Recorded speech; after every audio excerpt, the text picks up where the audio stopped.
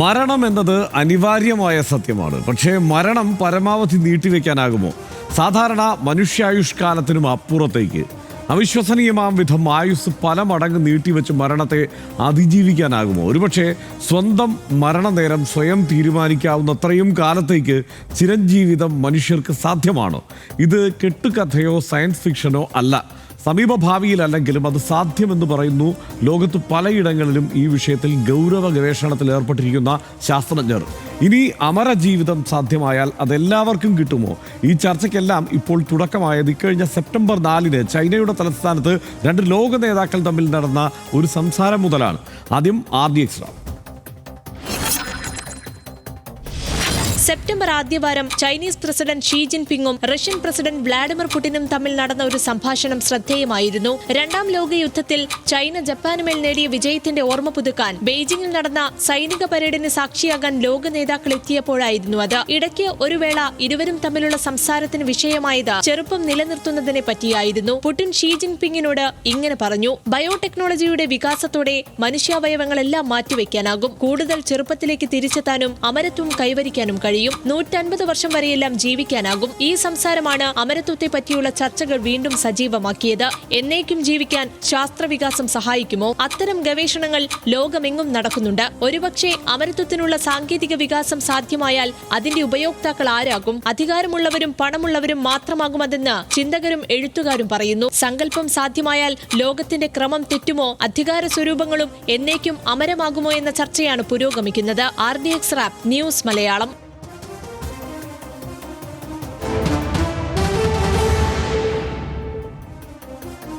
മരണം ഒഴിവാക്കാൻ ലോകമെങ്ങും നിരന്തരമായ ഗവേഷണങ്ങൾ നടക്കുന്നു. സമ്പന്നരും ശക്തരുമായ ആളുകൾ ചിരഞ്ജീവികളാകാൻ പദ്ധതിയിടുന്നു. ജീനുകളിൽ മാറ്റം വരുത്തി പ്രായമാകുന്ന ഘടകങ്ങൾ നീക്കം ചെയ്യാനുള്ള പഠനങ്ങൾ നടക്കുന്നു. മാറാരോഗങ്ങൾ വരാതിരിക്കാൻ ജനറ്റിക് എഞ്ചിനീയറിംഗ് ഗവേഷണങ്ങൾ നടക്കുന്നു. ജീൻ എഡിറ്റിംഗ്, ജീനുകളെ തിരുത്തി ആരോഗ്യ പ്രശ്നങ്ങൾ പരിഹരിക്കുക, പ്രായമാകൽ തടയുക, cell reprogramming and stem cell ഗവേഷണം, പ്രായമാകുന്ന കോശങ്ങളെ പുതുക്കിപ്പണിയുക, ഡിജിറ്റൽ അമരത്വം, മനസ്സും ഓർമ്മകളും AI സഹായത്തോടെ ഡിജിറ്റലാക്കി സംരക്ഷിക്കുക എന്നിവയൊക്കെയാണ് സങ്കല്പങ്ങൾ. ഭാവിയിൽ ഈ ഓർമ്മകളെ ജൈവ രൂപത്തിലേക്ക് പകർത്താനാകുമോ എന്നും ഗവേഷണം നടക്കുന്നു. എലോൺ മസ്കിൻ്റെ ന്യൂറാലിങ്ക് ബ്ലൂ ബ്രെയിൻ പ്രോജക്റ്റ് ഇതിൽ പ്രാരംഭ ഗവേഷണം തുടങ്ങിയിട്ടുണ്ട്. ദീർഘായുസിനുള്ള മരുന്നുകൾ വഴി ജീവിതകാലം പരമാവധി നീട്ടാനുള്ള ഗവേഷണമാണ് നടക്കുന്നത്. ക്രയോണിക് സങ്കേതം, ശരീരം തണുപ്പിച്ച് സൂക്ഷിക്കൽ, ഭാവിയിൽ പുനരുജ്ജീവിപ്പിക്കാൻ ശ്രമം. അരിസോണയിലെ ആൽക്കോർ ലൈഫ് എക്സൽ ഫൗണ്ടേഷൻ അടക്കം നിരവധി സ്വകാര്യ ഗവേഷണ സ്ഥാപനങ്ങൾ ഈ ഗവേഷണങ്ങളിലൊക്കെയാണ്. ഇത് ലോകമുള്ള കാലം മുഴുവൻ ഇത്തരത്തിലുള്ള പല ഗവേഷണങ്ങളും നടന്നിട്ടുണ്ട് കേട്ടോ. ദ ഇമ്മോർട്ടലിസ്റ്റ്, മരണത്തിൻ്റെ മരണം എന്ന പുസ്തകത്തിൽ വിരിച്ചിടുന്നത് വിശാലമായ ചിന്തകളാണ്. ബുദ്ധിജീവികൾ കൃത്രിമ ബുദ്ധിയുമായി ലയിച്ച് മനുഷ്യന് ശേഷമുള്ള വർഗമായി, അതായത് പോസ്റ്റ് ഹ്യൂമൻ ആയി മാറിയേക്കാം. തത്വചിന്തകരും ശാസ്ത്രജ്ഞരും നിത്യാനന്ദത്തിൽ എക്കാലവും ജീവിക്കുന്ന അമരരായേക്കാം. അധികാരമുള്ളവരും അമരരായേക്കും. അവർ പരമാധികാര അമര രാഷ്ട്രങ്ങൾ നിർമ്മിക്കുമെന്നൊക്കെ കരുതാം. ദിനേഷ്, ഇത് ഭയങ്കര ഒരു ഫിക്ഷൻ റൂട്ടിലാണ് നമ്മുടെ ഈ ചർച്ച പോകുന്നത് എന്ന് കരുതണോ? അതല്ല, ഇതൊക്കെ ചിലപ്പോൾ സംഭവിക്കുമോ? അല്ല, ഇതിപ്പോൾ നമ്മൾക്ക് ചുരുങ്ങിയ കാലത്ത്, നമ്മൾ ജീവിച്ച കാലത്ത് അറിവുകളെല്ലാം ഉള്ളൂ എന്നുള്ളതുകൊണ്ട് നമുക്കിത് കംപ്ലീറ്റ് ആയിട്ടും തള്ളിക്കളയാൻ പറ്റില്ല. പക്ഷേ ഒരു നമ്മളുടെ അറിവ് വെച്ച് നോക്കുകയാണെങ്കിലും അവിടെ കണ്ടതും ഇത് നടക്കാൻ വളരെയേറെ സാധ്യത കുറഞ്ഞൊരു കാര്യമാണ്. പക്ഷേ നടക്കാത്ത കാര്യമാണെന്നതുകൊണ്ട് ആളുകൾ പഠിക്കാതിരിക്കുന്നൊന്നുമില്ല. സമീപകാലത്ത് വലിയൊരു പ്രശസ്തമായ പുസ്തകം ഇതുമായി ബന്ധപ്പെട്ട് വന്നിട്ടുണ്ട്. നമ്മുടെ മാതൃഭൂമി വീക്കിൽ അതിനെപ്പറ്റി ഒരു പഠനം ഉണ്ടായിരുന്നു. വൈ വി ഡൈ എന്നാണ് ആ പുസ്തകത്തിൻ്റെ പേര് തന്നെ. നൊബേൽ സമ്മാന ജേതാവായ വെങ്കി രാമകൃഷ്ണൻ, അദ്ദേഹം നമ്മുടെ നാട്ടുകാരനാണ്. വെങ്കി രാമകൃഷ്ണൻ എഴുതിയതാണ് why we die, the new science of ageing and the quest for immortality. ഇത് തന്നെ നമ്മുടെ വിഷയം തന്നെയാണ്.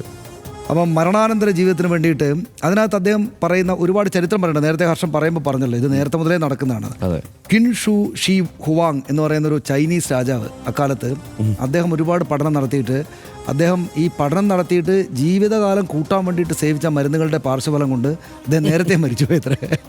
അതിപ്പോൾ ഈ അടുത്ത കാലത്തും ചില പ്രശസ്തർ 49-ാമത്തെ വയസ്സിൽ അദ്ദേഹം മരിച്ചുപോയി എന്ന് പറഞ്ഞാൽ ഒരു കാര്യം അദ്ദേഹം അത് പറയുന്നുണ്ട്. പക്ഷേ അദ്ദേഹം ഒരു കാര്യം പറയുന്നത്, മനുഷ്യരങ്ങനെ നൂറ്റാണ്ടുകളോളം ഈ ആയുസ് കൂട്ടാൻ വേണ്ടിയിട്ട് ശ്രമിച്ചിട്ടുണ്ട്. പക്ഷേ ഈ 150 നമ്മൾ കഴിഞ്ഞ ഈ 150 കൊല്ലക്കാലത്തിനിടയിലാണ് അതിൽ വളരെ സമഗ്രമായിട്ടുള്ള പുരോഗതി ഉണ്ടായിട്ടുണ്ട്.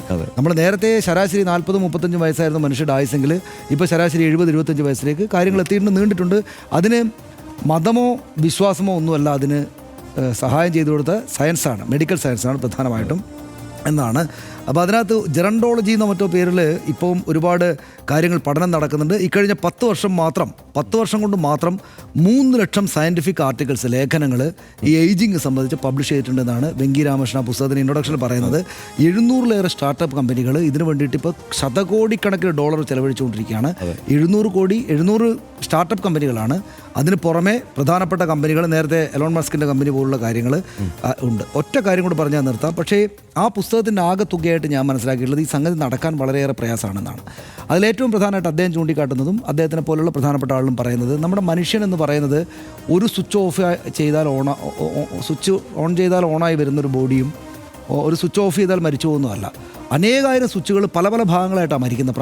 പ്രായം പല ഭാഗങ്ങൾ കൊണ്ടാണ്. അത് നമ്മൾ കരൾ, ഹൃദയം, ഹാർട്ട് എന്നൊക്കെ പറയുന്ന പോലെ മാത്രമല്ല, സൂക്ഷ്മമായിട്ടുള്ള ചെറിയ സംഗതികൾ പോലും പലപ്പോഴായിട്ടാണ് മരിച്ചു പോകുന്നത്. നമുക്കറിയാലോ, പ്രായം കൂടിയാണല്ലോ വരുന്നത്. നമ്മുടെ തലയിൽ ചെറുപ്പത്തിൽ നിറയെ മുടി ഉണ്ടായിരുന്നു, ഇപ്പോൾ മുടിയില്ല. അങ്ങനെ പ്രായം കൊണ്ടാണ് പോകുന്നത്. അപ്പോൾ അങ്ങനെ ഈ നിങ്ങൾ അതിനകത്തുള്ള മനുഷ്യനെ എക്കാലത്തേക്കും ജീവിപ്പിക്കണമെങ്കിൽ ഈ പറയുന്ന സൂക്ഷ്മമായിട്ടുള്ള 10,000-കണക്കിന് ലക്ഷക്കണക്കിന് ഭാഗങ്ങളെ പ്രത്യേകമായിട്ട് എടുത്ത് ജീവിപ്പിക്കണം. അതൊക്കെ നടക്കുമോ എന്ന് ചോദിച്ചാൽ നടക്കില്ല എന്നൊരു സൂചനയാണ് എനിക്ക് വായിച്ചപ്പോൾ മനസ്സിലായത്. അതെ, പ്രത്യേകിച്ച് ഇപ്പോൾ ഈ കാണുന്ന പ്രേക്ഷകർ വിചാരിക്കുന്നുണ്ട് ഇവന്മാർക്ക് എന്താണ് പെട്ടെന്നൊരു വിളി വന്നിട്ട് ഇങ്ങനെ ഒരു ചർച്ച ആയിരുന്നു. സത്യത്തിൽ ഇത് ഗാർഡിയനിലെ ഒരു ലേഖനം വായിച്ചതിൻ്റെ ഞായറാഴ്ച വന്ന ഒരു ലേഖനം വായിച്ചതിൻ്റെ തുടർച്ചയിലുണ്ടായ ചർച്ചയാണ്.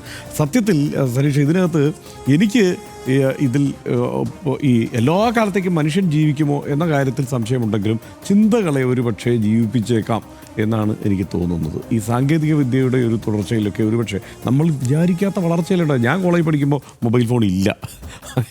അതിനുശേഷം നമ്മളിപ്പോൾ എന്തെല്ലാമാണ് ജീവിതം ഫോണിലൂടെയല്ലേ നടത്തുന്നത്. ഈ ചർച്ചയിൽ പോലും നമ്മൾ ഈ ഫോണുമായി എത്രയോ ചേർന്ന് നിൽക്കുന്നു എന്നുള്ളത് ആലോചിക്കാമല്ലോ. ഫോൺ മാത്രമല്ല, അങ്ങനെ നോക്കിയാൽ മുഴുവൻ എല്ലാ വളർച്ചയും ഈ മട്ടിൽ തന്നെയല്ലേ പോകുന്നത്. അപ്പോൾ സ്വാഭാവികമായും നമ്മൾ വിചാരിക്കുന്നതിനേക്കാൾ വേഗത ഈ കാര്യങ്ങളിലെല്ലാം ഉണ്ട്. അതിൽ ആയുസിൻ്റെ കാര്യത്തിൽ ഞാൻ വിശ്വസിക്കുന്നത് മറ്റാരെയുമല്ല, അത് ഈ പുടിനെയും ഷീ ജിൻപിങ്ങിനെയുമാണ്. കാരണം അവർ പറഞ്ഞ കാര്യം എന്താണ്, അവരത് വെറുതെ പറയില്ല. 150 വയസ്സേ അവർ പറഞ്ഞിട്ടുള്ളൂ.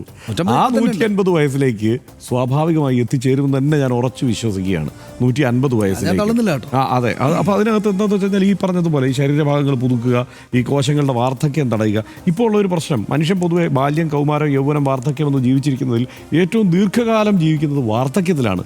ആ വാർദ്ധക്യത്തെ യൗവനത്തിലേക്ക് കൊണ്ടുവരിക എന്നുള്ളതാണ് അവർ ഉദ്ദേശിക്കുന്ന കാര്യം. അത് ഈ കോശങ്ങളെ പുതുക്കി അതിന് യൗവനം കൊടുത്തുകൊണ്ട് അങ്ങനെ ജീവിച്ച ഒരു 150, അതായത് സ്വാഭാവിക മരണത്തിന് അത്ര എളുപ്പത്തിൽ വിട്ടുകൊടുക്കില്ല എന്നുള്ളതാണ്. അല്ലെങ്കിൽ മറ്റെന്തെങ്കിലുമൊക്കെ സംഭവിക്കണം. ഇതിനകത്ത് ചെറിയൊരൊറ്റ കണക്ക് പറഞ്ഞ് ഞാൻ അവസാനിപ്പിക്കാം. 1800-കളിൽ മനുഷ്യൻ്റെ ആയുർദൈർഘ്യം 25 വയസ്സാണ്.